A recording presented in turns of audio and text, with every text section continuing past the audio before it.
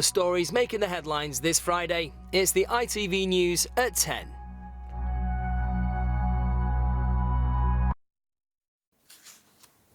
A new warning about the scale of Russia's brutal assault on the people of Mariupol. The city's mayor tells us that thousands more victims are being hurriedly buried in mass graves as Russian troops try to conceal the evidence of their atrocities. They started to dig them at the beginning of April. More and more of them are appearing, and we believe that in those mass graves they will be hiding their war crimes. Катастрофа. Теперь я не могу над женщинами, над детьми. And those who survived and managed to escape the city, desperate to tell Rageh what they witnessed, plead for their families back home. And Peter uncovers details of one of the first killings of Ukrainian civilians by Russian forces in the first days of the invasion. Now, Putin's generals outline their plan for the next stage of the offensive, also in News at 10 tonight. The Prime Minister flies back from India as police issue the first fines for another Downing Street party that the Prime Minister Boris Johnson has admitted attending. 48 hours that cost the life of a vulnerable child. The missed warnings that led to the death of 7-year-old Hakeem Hussain.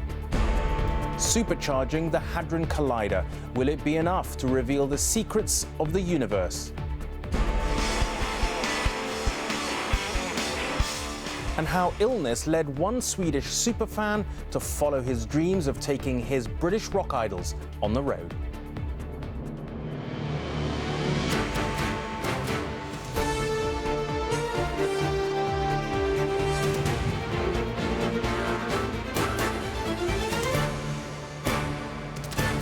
This is ITV News at 10 with Rageh Omaar. Good evening. Exactly what Vladimir Putin's ultimate ambition is in Ukraine is proving difficult to judge. Taking Kyiv appears off the cards for now at least, and the Donbass region in the east is clearly in his sights, creating that much-discussed land corridor to Crimea. Beyond that, we have heard little until now. A senior general revealed today what some have long suspected, that Russia wants control of the whole of southern Ukraine. Stood in the way of that objective is Mariupol, where some Ukrainian resistance remains. Today, the city's mayor told us of new evidence of Russians burying thousands of civilians in mass graves there. And we've also been hearing more stories from those who have escaped and those still trapped in what's been described as hell on earth. These are the people who left, but these are the voices of those who were left behind. Говори, пожалуйста, мам. Да, это я нехорошего, Любовь Георгиевна. Мне 78 лет. Я лежачая. Я хочу, чтобы моя дочь Катя приехала. Some are here to greet their loved ones, but the evacuation convoy didn't leave today. Катастрофа. Теперь я не могу над женщинами, над детьми. You have family I have family over there, my parents over there, my granny over there. I'm coming for them to take them out. People are handing me their mobile phones. They're pulling their conversations on loudspeaker. They want the world to hear what people back home are trying to tell them. A text message from a 10-year-old boy to his father on the outside. Dad, I am waiting especially for you. We are praying for you. Let the Lord save you. Crackling phone lines from occupied towns and desperate messages. Having turned the city into rubble, Vladimir Putin has outlined what might be his last act of cruelty in the battle for Mariupol. To seal and perhaps to starve the soldiers and civilians holed up in the giant steelworks there. Satellite images show mass graves on the west of the city. They were dug late last month. ITV News filmed inside that same neighbourhood a few days before bodies were being buried here. But tonight the mayor of Mariupol told us of a new discovery. Another mass grave to the east of the city, found in the last 24 hours. We have received new information today about another mass grave in Vinogradne village. They started to dig them at the beginning of April. More and more of them are appearing, and we believe that in those mass graves they will be hiding their war crimes. In these graves they are burying thousands of Mariupol people. Only a quarter of the population of Mariupol remains in the city. But Russia's attempts to end the resistance here is constraining its ambitions elsewhere. Rohit Katru, News at 10, Zaporizhzhia. That talk of war crimes was backed by the UN today, which said there was growing evidence of atrocities in Ukraine. It said it had documented around 50 civilian deaths, including by summary execution in Bucha, on the outskirts of Kyiv. Now, our investigation has uncovered fresh evidence of one of the first alleged war crimes of the conflict, just a day after the invasion. In footage which you are about to see, a father was killed after he and his son were shot at in their vehicle, the site of which the son agreed to take us to. Since Russia's war on Ukraine, there have been videos of alleged civilian atrocities almost every day. But this, filmed just outside the town of Ivankiv the day after the invasion, is among the first to document an alleged war crime.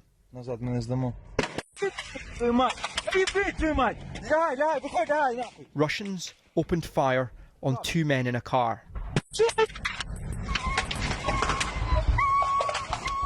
Their pet dogs were hit. One of the men was also injured. The other screamed out for his father. Pap! Papa! Stay with me, he said, again and again.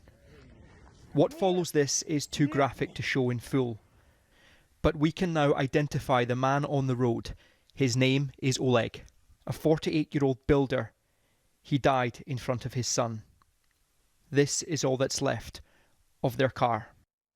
We've managed to trace the vehicle from that video, and you can see the bullet holes went right through the car and killed the driver Oleg, but his son Vadim managed to escape. Vadim asked us not to give his surname, afraid of Russian repercussions, but he has agreed to take us to the exact location of the shooting. Where the car stopped, where the firing came from, and how he survived. I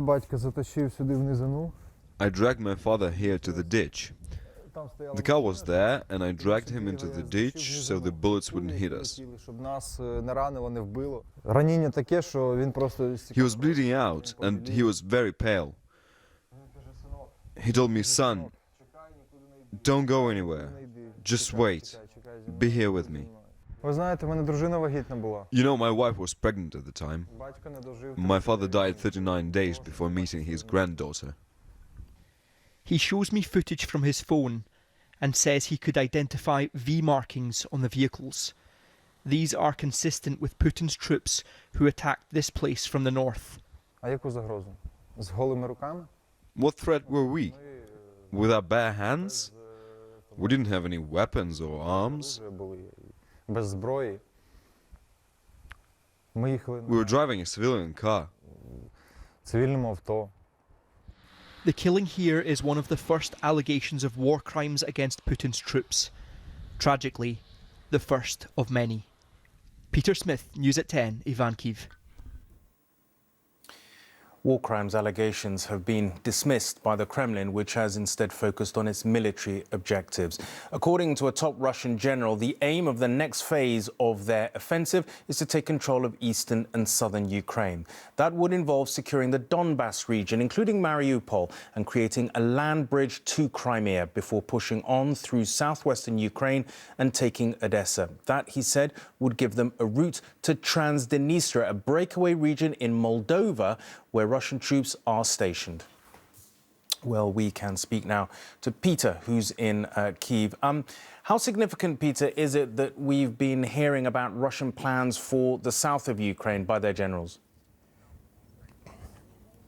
Yeah, well, this is the first time we've really seen Russia's goals for phase 2 of this invasion, and it does involve encroaching into the territory of another foreign country. Transnistria is part of Moldova, although it is a pro-Russian separatist enclave. There are about 1,000 Russian peacekeepers there already. It's a Russian-speaking population, so it's unlikely if Putin's troops reach there that they would face anywhere near the same resistance that they have faced in Ukraine. It would also have the added bonus for Vladimir Putin of leaving Ukraine completely landlocked, financially paralysed and utterly humiliated. That said, I have been reporting in Moldova at the start of this war, and I was reporting on Transnistria, and one thing I noticed was there was no clamour from people in Transnistria to be liberated by Moscow. In fact, support for Putin's invasion in Ukraine was quite conspicuous by its absence, and also, as we've seen in Rohit's report, taking one port city in Mariupol has not been easy. So the idea that Russia is going to stroll into Odessa and onto Transnistria is perhaps a better reflection of how detached the Kremlin has become from the capacity of their troops on the ground. One thing we do know is that this will be spreading fear through people in Moldova and all the way through into Europe, and perhaps that was Vladimir Putin's intention all along. All right, Peter in Kyiv, thank you very much indeed. Back to the UK now, and today Boris Johnson said Britain will reopen its Kyiv embassy next week. That announcement came on the final day of his visit to India, where he held talks with Prime Minister Narendra Modi. But while the PM was keen to focus on what he'd achieved on his trip, there was no escaping his domestic troubles over parties during lockdown. And tonight, as he flies home, the issue is not going away. Boris Johnson in Delhi with a leader he described as his caste dost or special friend. Narendra Modi rolled out the red carpet and had this military band perform God Save the Queen.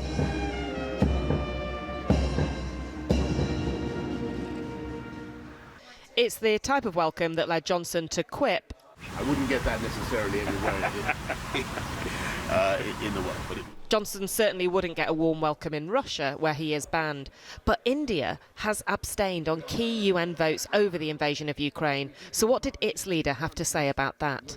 Talking to Narendra, to Prime Minister Modi today, it's clear that he has already intervened several times, and I'm sure this is no secret from our Indian friends. He's intervened several times with Vladimir Putin, really to ask him what on earth he thinks he's doing.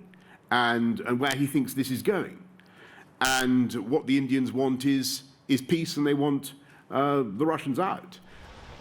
For all that, a senior Indian official said Johnson had not put pressure on Narendra Modi over Russia. While he was here to talk about India, laying a wreath to Mahatma Gandhi, the PM made new announcements on Ukraine, with that plan to reopen the embassy in Kyiv, a promise of long-standing security guarantees, and revealing tanks would be sent to Poland as it sends heavy weaponry across the border. But it wasn't just Ukraine. Boris Johnson wants to focus on trade. He wants British companies to be able to sell more into Indian markets. And on this trip, he has told ITV News that for a good deal, he is willing to give India one thing it really wants, and that is more visas for its citizens to work in the UK. Johnson said the UK and India would now aim to complete a trade deal by Diwali in October. But with another Partygate scandal, it was never going to be all about trade. Some say you're like a cat with 9 lives.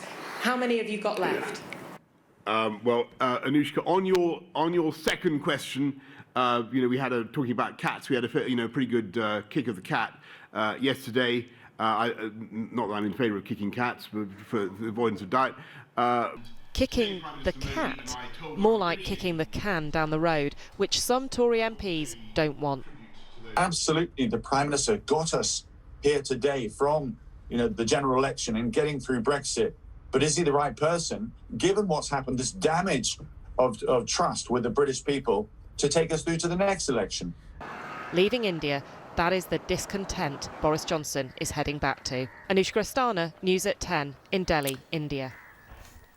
Well, just as the Prime Minister was boarding his flight home, ITV News learned that the first fines for a second Downing Street party have started to be handed out. And I'm joined now by Shihab. And Shihab, this is a party, this second one that we're talking about now, that the Prime Minister himself has admitted that he did attend, right? He did indeed. It was one that he says that he believed was a work event. It was the infamous Bring Your Own Booze party that we revealed exclusively here at ITV News. Now, Number 10 say that the Prime Minister hasn't received a fine as of yet, and they are adamant that they will tell us if he were to do so. What we've learned at ITV is that a number of Downing Street officials have been given one, and therefore it's not inconceivable that if the Prime Minister was at that event that he would get one too. Now, if that were to happen, it would add more pressure onto a Prime Minister who's had a very difficult week, to say the least. MPs voted for him to have a parliamentary investigation against him about whether to determine if he had misled Parliament over Partygate. We had senior Conservative backbenchers, some of whom who had been very loyal to the Prime Minister for some time, come out and say that he has to go. He went to India at a time to try and almost get away from this, to sort of present himself as a world leader, deal with this international issue with Narendra Modi and this trade deal, and instead he comes back to a situation which could be more strenuous than the one he left behind. All right, Shihab, we'll see as soon as he lands, I guess. Thanks very much indeed. Now to the tragic case of 7-year-old Hakeem Hussain, whose short life ended after appalling neglect. He was severely asthmatic, but a court heard how his mother, Laura Heath, put her drug addiction above Hakeem's health, even turning an inhaler into a makeshift crack pipe. At a meeting in November 2017, a school nurse warned that young Hakeem could die that weekend. 2 days later, he suffered a fatal asthma attack while his mother was in a drug-induced sleep. His teachers remember his sense of humour and his infectious giggle, but Hakeem Hussain died gasping for air in the freezing cold, let down by both his mother and the authorities. Laura Heath cared more about her addiction to heroin and cocaine than the welfare of her own son. She'd even turned the inhaler for his severe asthma into a makeshift crack pipe. She spent so much on drugs, the gas and electricity in their squalid, chaotic house had been turned off. And so they were staying at a friend's house on the night he had an asthma attack and died. No one can say for certain what happened that night, but it's thought that Hakeem woke up struggling to breathe and was unable to rouse his mother, who'd been smoking drugs. His inhaler had been left at the other house. He went into the garden looking for fresh air, but it was late November and his body was found several hours later in freezing temperatures. But for months, agencies in Birmingham missed warning signs. He'd been absent from school and was already subject to a child protection plan.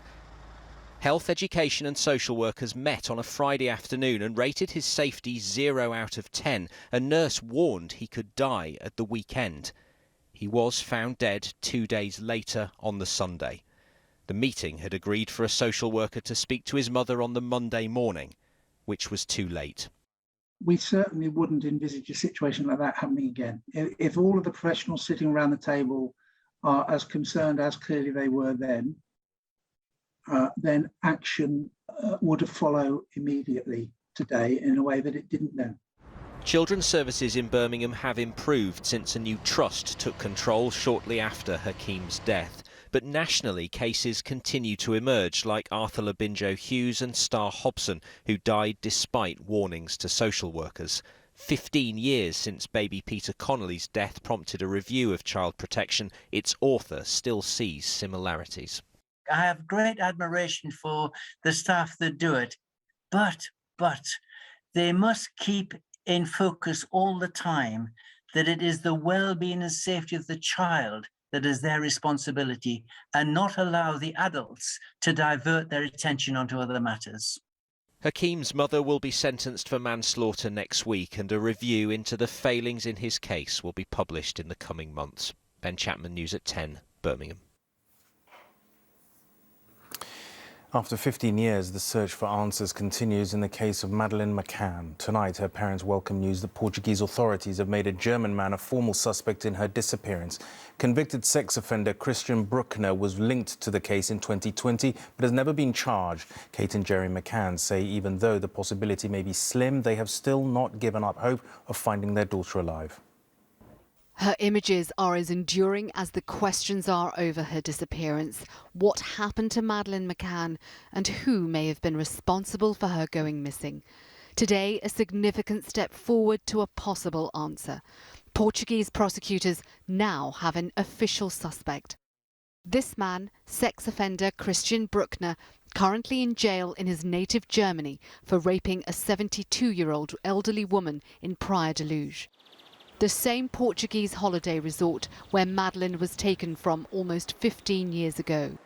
Bruckner's accused of breaking into the apartment she was staying in, abducting, then killing her.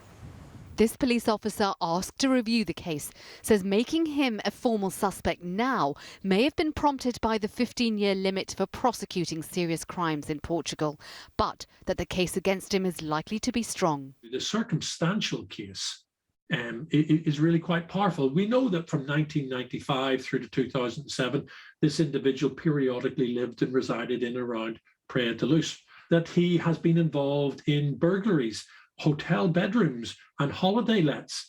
And we also know that a phone that can be attributed to him can be placed within immediate proximity of the crime scene, a 30-minute period before the crime took place. Bruckner denies any involvement in Madeleine's disappearance, and he hasn't been charged. Madeleine's parents, Kate and Gerry McCann, who also had the finger of suspicion pointed at them before being cleared, welcome today's developments, saying they've never given up hope, however slim it is, that their daughter is alive and they will be reunited with her.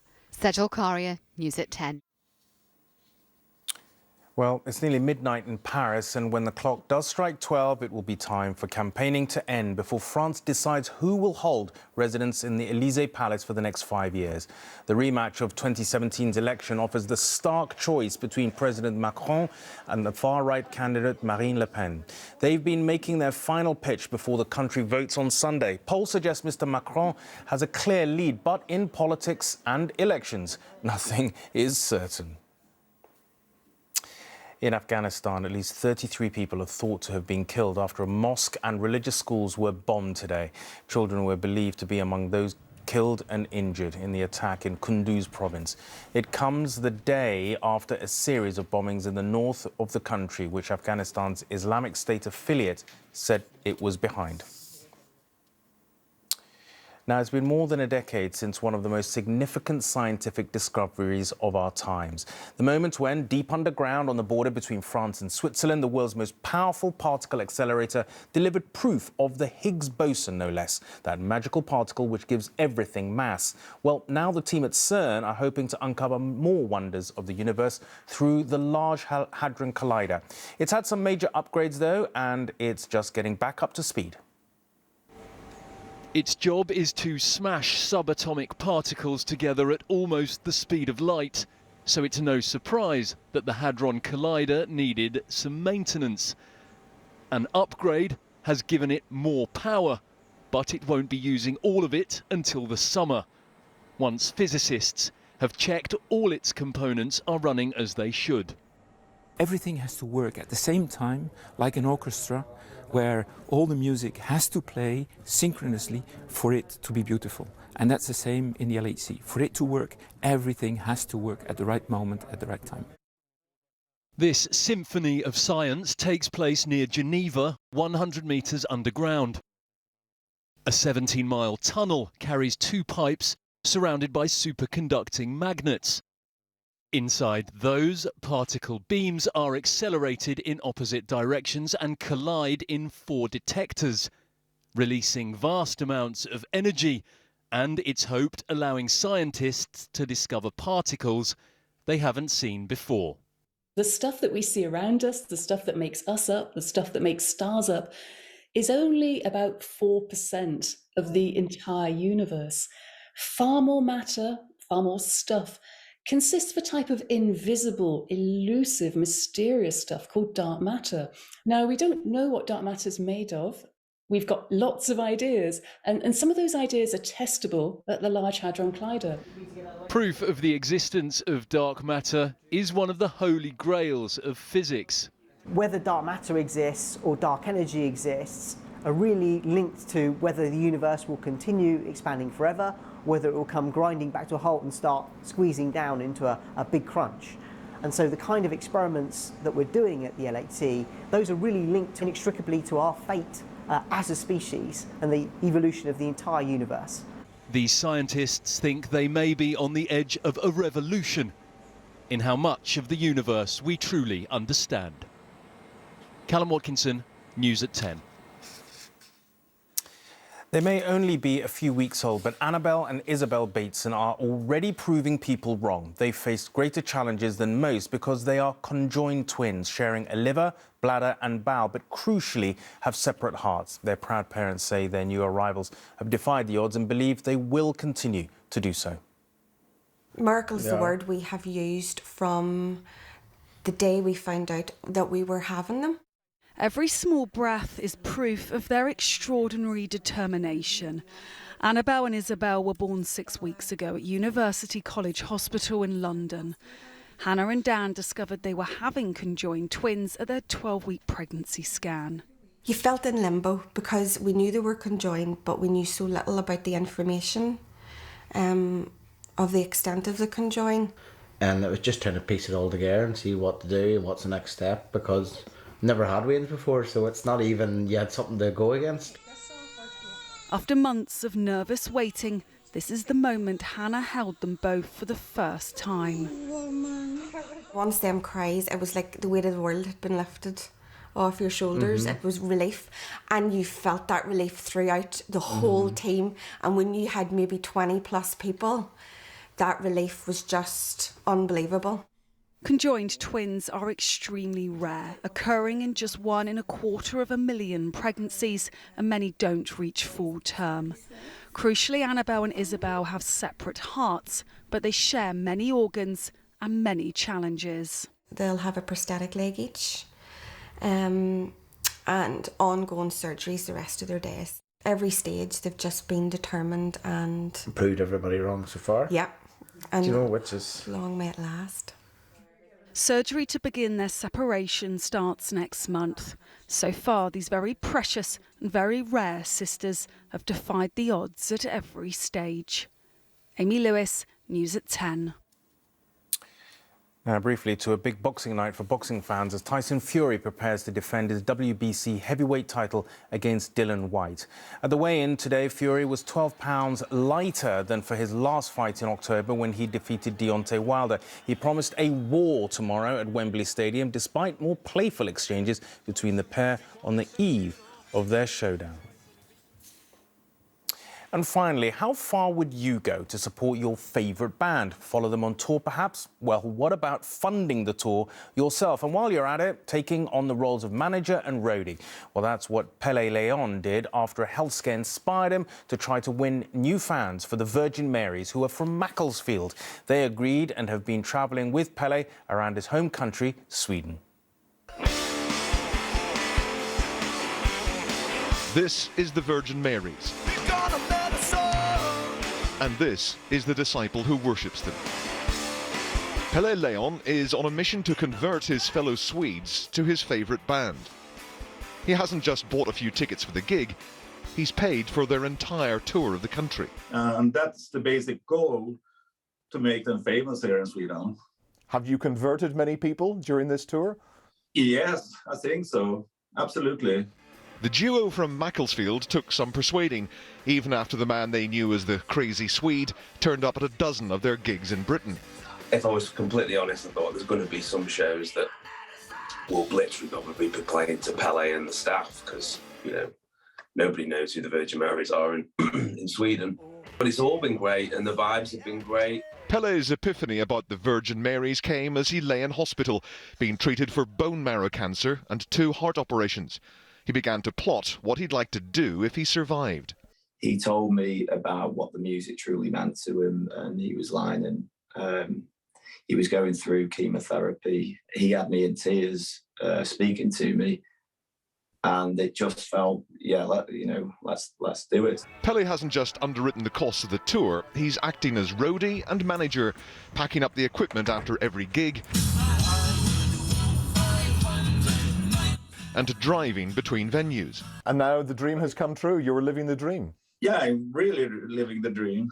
Pele's made such an effort to really make sure that we see as much of Swedish culture. And that includes detours for a moose safari and a visit to the museum dedicated to a band with rather more of a worldwide following. Yeah, it's been a crazy experience, but absolutely awesome.